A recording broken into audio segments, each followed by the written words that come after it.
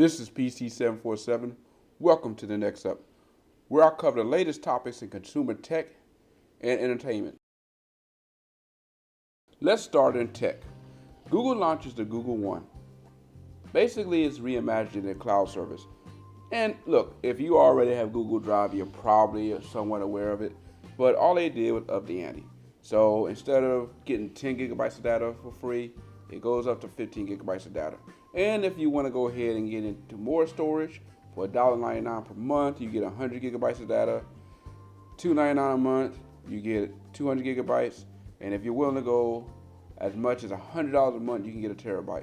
Look, initially, you're not going to be able to sign up for this service.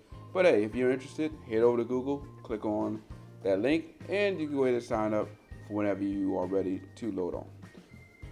The red hydrogen phone. If you're not familiar with this phone, Marques Brownlee actually showed it off in August. It's pretty much Red, and then if you're not familiar with the company Red, they basically are responsible for creating some of the best in high definition cameras. If you've been to a movie theater as of late, you've probably seen them when you get ready to watch your movie, and just right before that movie comes on, you get this advertisement by this company who's sharing a short that is sponsored by Red. That's the same company. They're responsible for putting out some of the best cameras out there, and now they're ready to put out a phone. At $1,200, it's like, who would actually carry this phone? Because it was hard enough as it is to get people to buy into a $1,000 iPhone. And now you got this company out here talking about a $1,200 Android phone. But hey, AT&T and Verizon is looking to carry that phone. So if you're interested, in a couple months, you may be able to buy this phone. Now, I don't see this being for the average consumer. Like I said, $1,200 for a phone that really is kind of a concept design. When you look at the holographic display they're trying to bring out there, the idea that you can buy different attachments to make into a camera so that you can shoot 4K films and so on. A lot of people don't care about that. I think this is going to probably end up being for the people that are looking to get into the film industry, especially those that are in Hollywood. But like I said, for the average consumer, this is not going to be a device for you. And it's going to be interesting to see how they market this device. And it's kind of surprising to see that, yeah, AT&T Verizon would actually sponsor this phone. But hey, in a couple months, we'll get a chance to see how they will market it. OnePlus had their press event a couple days ago. I launched the OnePlus 6 starting at $529. 6.3-inch AMOLED display. It will come with Snapdragon 845, 16 and 20 megapixel dual camera, 8 gigabytes of RAM, and the added benefit of being able to load Android P developer preview. This phone is pretty much going to be for those who like that Pixel line of phone. You pretty much want close to stock Android, and you're going to get that here.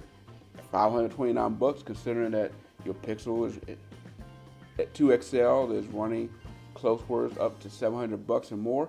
This is going to give people to have to make a decision. Do I want to go ahead and wait for the next Pixel, buy the one before, or just go ahead and just save some money and buy this one? Well, if you're interested in picking up the OnePlus 6, you'll be able to go ahead and get it May 22nd. You can actually go ahead and pre-order it on the site right now. And speaking of the OnePlus 6, if you are a big Avengers fan and you want the Infinity War themed phone, well, they will be releasing one of those as well. This phone is pretty much going to have a Kevlar back, Avengers themed wallpaper, as well as a phone case. Unfortunately, it will only be available for those in India. So I really think this is going to be a miss right here, as I think the market for this phone would have been heavy here in the States. But there may have been some laws that prevented it from being made available here. Still, if you live in India and you want that phone, you will soon be able to go ahead and purchase that. In other news, Location Smart, pretty much responsible for collecting data from AT&T, Verizon, Sprint, and T-Mobile about your phone's location. Well, they had a little issue a few days ago on their website. Someone could have went on that website and located a person's cellular location. All they had to do was go in there, type in the phone number, and boom, they could find out exactly where that phone is located. Look, at a time where we have people who already just do not trust companies out there, especially with Facebook having their misstep, and it's like every other week you hear about a company finding some way to lose somebody's information. It's going to be interesting to see how we go ahead and move beyond this, because we're at the point where we are having more connected devices. Everything from phones, and electronic devices, TVs, cars, and if we are not able to protect people's information, it brings me to be concerned about how we're going to protect people's stuff that's connected to the cloud. It's going to be something that it really needs to be explored on how we do a better job protecting people's data. The final topic as far as tech is my open discussion. I pretty much want to start an open discussion that's on multiple platforms, from forums to Google+, Facebook, Twitter. And this was inspired by the latest show of Joy Life. So I'm a big Pixel fan, the Nexus fan first, pretty much the Nexus Pixel line. And every time Google put out an update, I'm all over it. I love it, man. It's like nothing is better than pure Android. I talk about it all the time. You know, I don't care too much for Samsung devices because I don't like skins, I don't like bloat. I want vanilla, pure Android. And the question has to be asked is, have we as Pixel fans become the new Apple fanboy? And this is what I mean.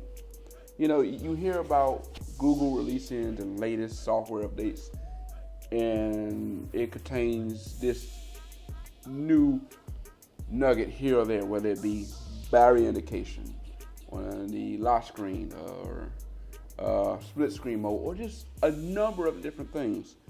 And for those of us who are pure Android, it's like, man, we finally get a chance to get this latest software. But people who have had Samsung phones for years are looking at us like, hey man, we had this for years and you now just getting it, and you acting like it's something new.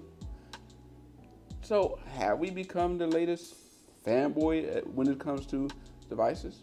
That's something I want to hear your discussion with. So post your comments below on that.